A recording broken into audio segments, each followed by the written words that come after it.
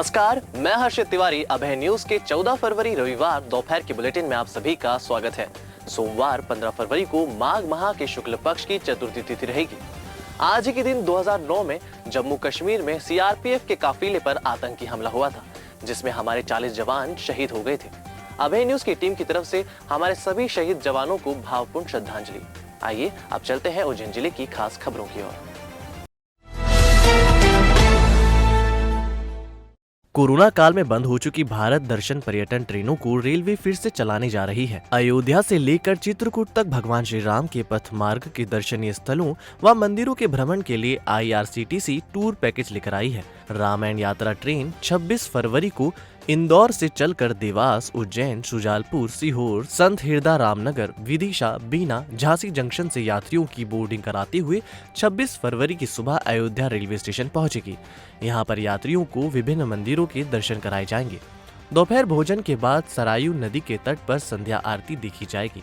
अयोध्या में ही रात्रि भोजन व विश्राम होगा। 28 फरवरी की सुबह नाश्ते के बाद अयोध्या में ही मंदिरों के दर्शन होंगे। दोपहर भोजन के बाद अयोध्या से 20 किलोमीटर दूर नंदीग्राम के लिए सड़क मार्ग से टूरिस्ट बस से नंदीग्राम के लिए यात्री प्रस्थान करेंगे। नंदीग्राम भ्रमण के बाद यात्री बस से प्रयाग के लिए निकल जाएंगे। नंदीग्राम से प्रयाग की यात्रा 150 किलोमीटर की होगी। प्रयाग में ही रात्रि भोजन व विश्राम होगा। 1 मार्च की सुबह यात्रियों को गंगा यमुना के संगम तीर्थ का दर्शन कराने के बाद भरद्वाज आश्रम ले जाया जाएगा। यहाँ से बस से ही यात्रियों को प्रयाग से 40 किलोमीटर दूर श्रृंगवेरपुर मंदिर दर्शन के लिए ले जाएंगे। दर्शन के बाद यात्रियों को 70 किलोमीटर दूर चित्रकूट के लिए प्रस्थान करेंगे। 3 घंटे के सफर के बाद यात्री चित्रकूट पहुंच जाएंगे। चित्रकूट में रामघाट भ्रमण के बाद रात्रि भोजन व विश्राम होगा। 2 मार्च को यात्री पवित्र मंदाकिनी नदी में स्नान व दर्शन करेंगे। चाय नाश्ते के बाद सती अनसुईया आश्रम, गुप्त गोदावरी, हनुमान धारा आदि मंदिरों का दर्शन व भ्रमण होगा। दोपहर भोजन के बाद यात्री बस से चित्रकूट रेलवे स्टेशन पहुंचेंगे। यहां से रामायण यात्रा ट्रेन यात्रियों को रात्रि सफर कराते हुए 3 मार्च को सुबह 10:30 बजे इंदौर लौटेगी। खास बात यह है कि यात्रियों के लिए IRCTC की ओर से निःशुल्क भोजन, धर्मशाला, डोरमेट्री में ठहरने और टूरिस्ट बसों से दर्शनीय स्थलों व मंदिरों के भ्रमण की व्यवस्था रहेगी। अयोध्या से चित्रकूट का सफर यात्री टूरिस्ट बस से करेंगे। महिदपुर के श्रीराम मोबाइल मार्केट में चोरी के मोबाइल बेचने आए 2 बदमाशों को लोगों ने पकड़ लिया। बदमाशों की जमकर धुनाई की और जुलूस निकाला, जिसके बाद चोरों को पुलिस के हवाले किया गया। कुछ दिन पहले आलोट के पाकीजा मोबाइल शॉप में 2 बदमाशों ने चोरी की वारदात को अंजाम दिया था। बदमाश वहां से 35 मोबाइल चोरी कर फरार हो गए थे। ऐसे में महिदपुर के श्रीराम मोबाइल मार्केट में बदमाश चोरी के मोबाइल बेचने की फिराक में घूम रहे थे। कम भाव में मोबाइल बेचने की बात पर कुछ दुकानदारों को शंका हुई, जिसके बाद लोगों ने उन्हें पकड़ लिया। बदमाशों के पास से 35 चोरी के मोबाइल भी मिले। हालांकि इस दौरान लोगों ने अपना संयम खो दिया और बदमाशों का जुलूस निकालते हुए जमकर पिटाई की। घटना की सूचना पुलिस को दी गई। डायल 100 मौके पर पहुंची और दोनों बदमाश को पकड़कर पुलिस थाने ले गई। पूछताछ के बाद दोनों बदमाशों ने आलोट में पाकीजा मोबाइल शॉप से मोबाइल चुराना कबूल किया। महिदपुर थाना प्रभारी दिनेश भोजक ने बताया कि आरोपियों से पूछताछ के बाद आलोट पुलिस को घटना की सूचना दी गई। आलोट पुलिस दोनों बदमाशों को गिरफ्तार कर अपने साथ ले गई।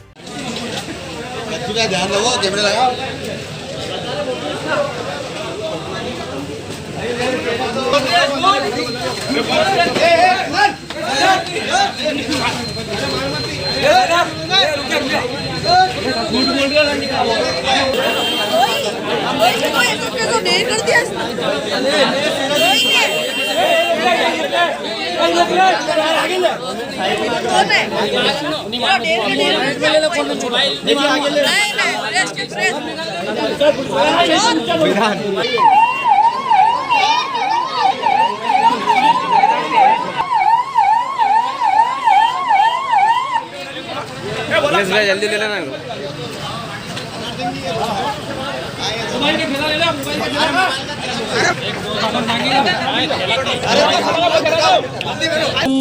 ऐसी सूचना मिली थी कि कुछ लोग मोबाइल बेचने के लिए बाजार महिदपुर में घूम रहे हैं। सूचना पर से जनता के द्वारा भी ऐसा शक जाहिर किया कि भाई ये संभवतः चोर हो सकते हैं। ऐसी सूचना मिलने पर महिदपुर पुलिस वहाँ मौके पर पहुँची और 2 व्यक्ति जो हैं राहुल और नदीम, इनको लेकर यहाँ पे थाने पे आए।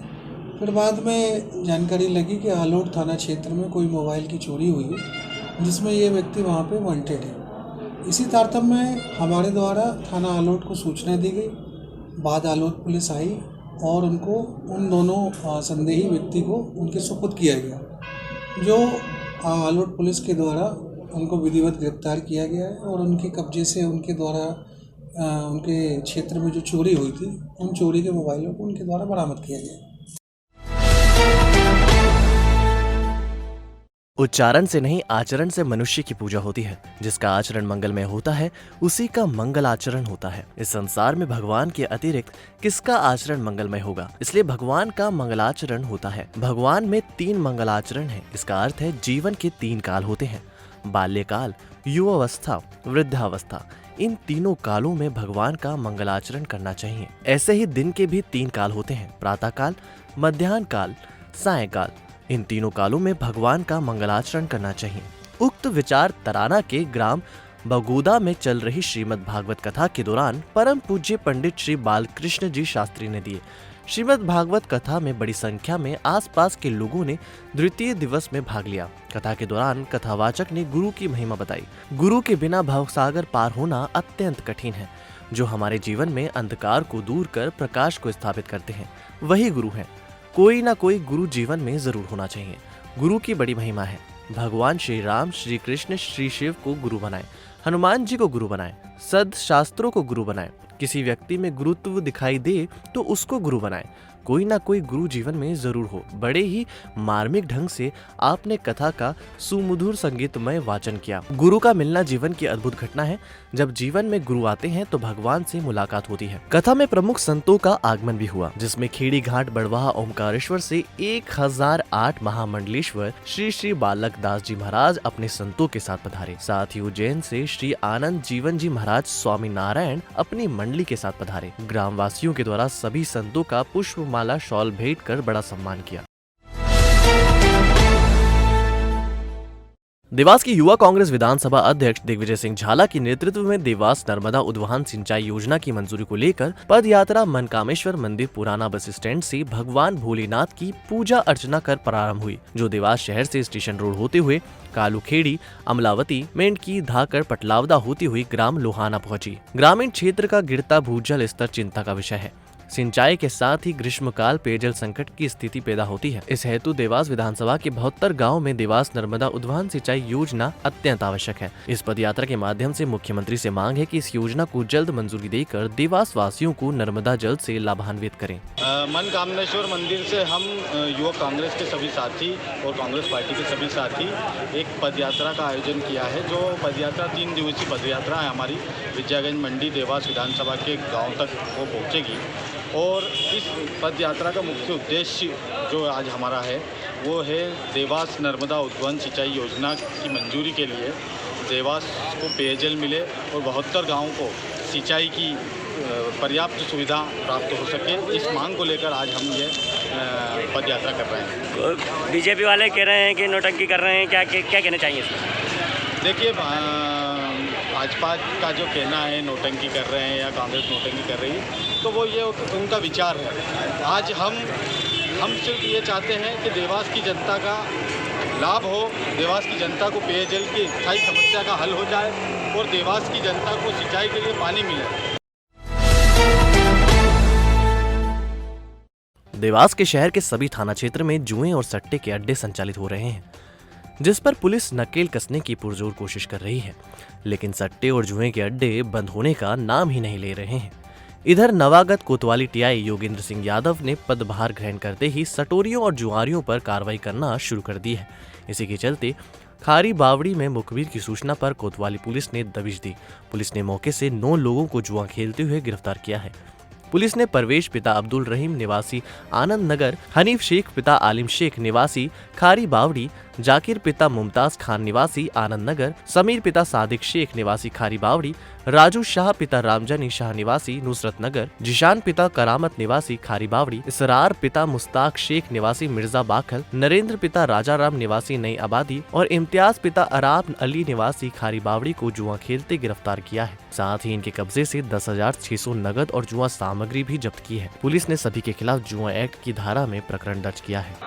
थाना कोतवाली क्षेत्र के अंतर्गत खारी बावड़ी क्षेत्र में दबिश दी गई। इसके संबंध में यह है कि श्रीमान पुलिस अधीक्षक महोदय द्वारा निर्देशित किया गया था कि शहर में सतत रूप से भ्रमण करते हुए जितने असामाजिक तत्व हैं, जुए सट्टे के अड्डे हैं, इन पर रेड की जाए और इन पर सख्त कार्रवाई की जाए। इसी तारतम्य में आज जो है खारी बावड़ी क्षेत्र में जो है मुखबिर की सूचना मिलने पर दबिश दी गई, जिसमें कि 9 आरोपियों को 10,600 रुपये के साथ में ताश की गड्डी के साथ में जुआ खेलते हुए पकड़ा गया। इसके अतिरिक्त में अन्य ठिकानों पर भी दबिश दी गई है और भविष्य में भी इसी प्रकार की कार्रवाइयाँ की जाती रहेंगी। तो आपने देखी उज्जैन जिले की खास खबरें। आपको हमारा बुलेटिन कैसा लगा, इसका फीडबैक कमेंट सेक्शन में जरूर दीजिएगा। कल फिर मिलेंगे नए बुलेटिन के साथ। नमस्कार।